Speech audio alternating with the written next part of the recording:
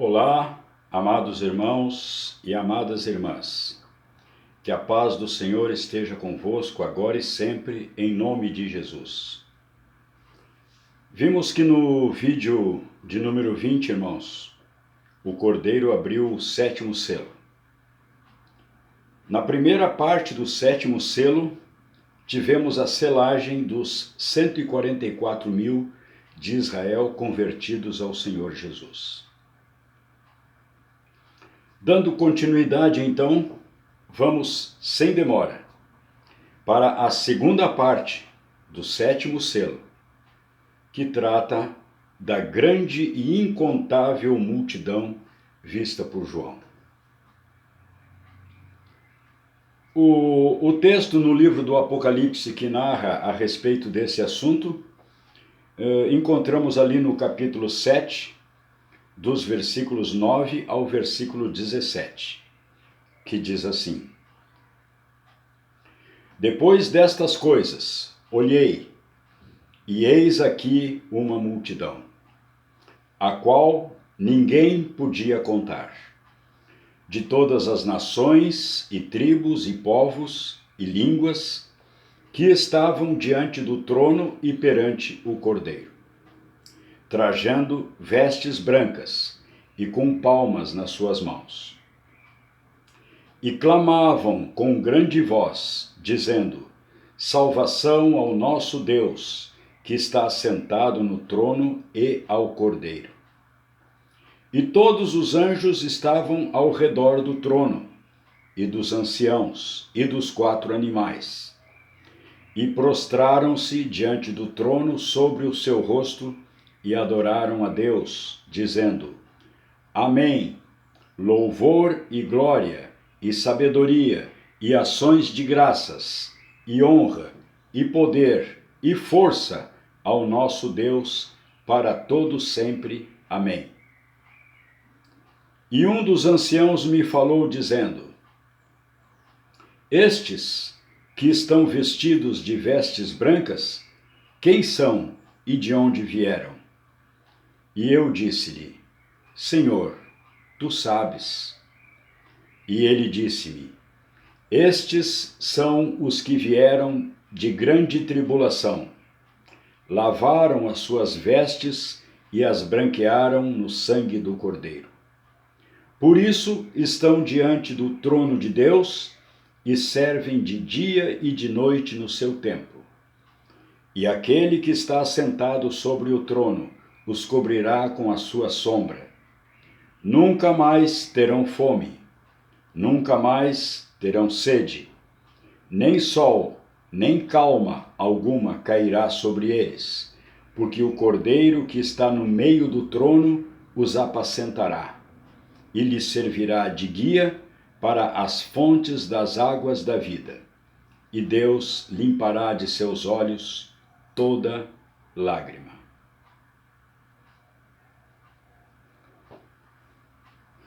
Então, amados, o que João vê agora no céu é maravilhoso. Vemos aqui o resultado do maior despertamento de todos os tempos. Uma multidão incontável, vestindo vestes brancas e acenando com palmas nas mãos. De todos os recantos da terra, essa multidão está diante do trono e do Cordeiro. A multidão louva a Deus e ao Cordeiro com grande voz. O louvor em alta voz causa uma reação e produz novo louvor. A maravilhosa cena que João vê agora parece facilmente compreensível. São relatados, na narrativa, são relatados muitos detalhes sobre a origem e o caráter dessa grande multidão. Desse modo, não parece haver dificuldade para uma explicação, porque são relatados muitos detalhes sobre a origem e o caráter dessa multidão. Então, não parece ter assim grandes dificuldades para explicar a respeito dessa multidão. Porém, o claro louvor dessa multidão exige uma profunda análise. O ancião que pergunta a João quem são eles e de onde vieram, ele sabe a resposta. Mas ele pergunta a João porque ele quer ensinar a João e colocar João à prova. Essa pergunta, ela não é feita em relação aos 144 mil de Israel. Também não é sobre os anjos que estão em volta do trono, nem tampouco sobre as almas debaixo do altar, que nós já tratamos num vídeo anterior. As almas que estão embaixo do altar de ouro. Nessa forma, a pergunta que o ancião fez a João, ela é apresentada pela primeira e única vez no Apocalipse. Então deve haver alguma coisa especial com essa multidão incontável que João vê. E João é completamente surpreendido com essa pergunta. O ancião chega para ele de repente e lhe pergunta: essa multidão, quem são e de onde vieram? João se surpreende com a pergunta. Ele não sabia. Então essa incontável multidão nada mais é do que um resultado da graça de Deus.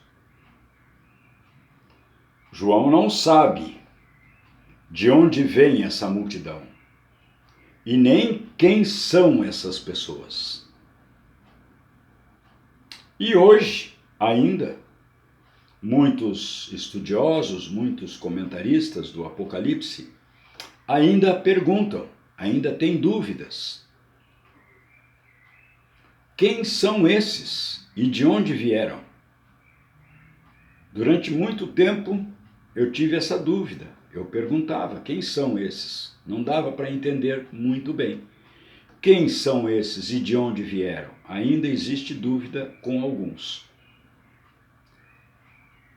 Mas, pelo que diz lá no versículo 14, a gente pode entender que essa grande multidão, que ninguém pode contar, passou por grande aflição e lavou as suas vestiduras no sangue do Cordeiro. Então existem as mais diferentes opiniões sobre essa multidão. Serão pessoas de carne e sangue que estão na terra? Serão espíritos em estado de transição? Ou serão santos glorificados nas suas habitações celestiais? Bom, então, sejam quais forem as opiniões, basta ler o que está escrito para sabermos quem é essa grande e inumerável multidão. O que está escrito? O que foi que o ancião respondeu para João? Vieram da grande tribulação. Essa é a grande multidão que João vê. Vieram uma multidão incontável. uma multidão incontável. Ninguém podia contar de tanta gente que fazia parte desse grupo.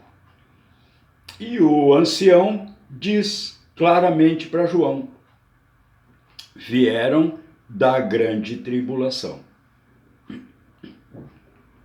Bem, sobre a grande tribulação, todos sabem do que se trata, porque é um assunto que já é amplamente conhecido de todos, e não há necessidade de nos aprofundarmos aqui, agora, nessa questão. O que nos interessa no momento, irmãos, é saber quem são essas pessoas.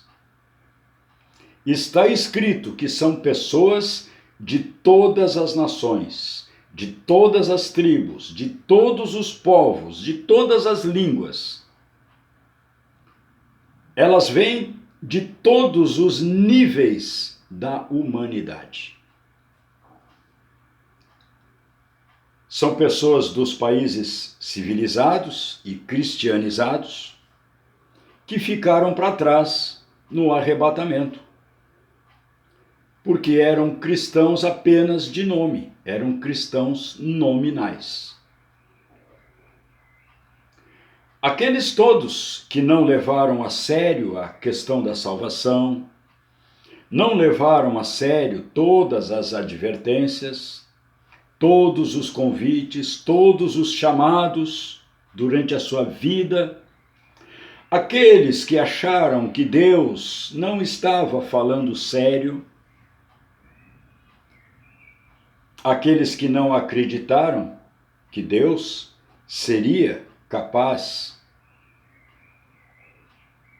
de deixar para trás uma pessoa tão boa. Aqueles que não acreditaram que Deus seria capaz de deixar para trás uma pessoa tão boa, que nunca fez mal para ninguém, apenas não teve tempo para aceitar Jesus na sua vida, para aceitar Jesus como seu único e suficiente Salvador.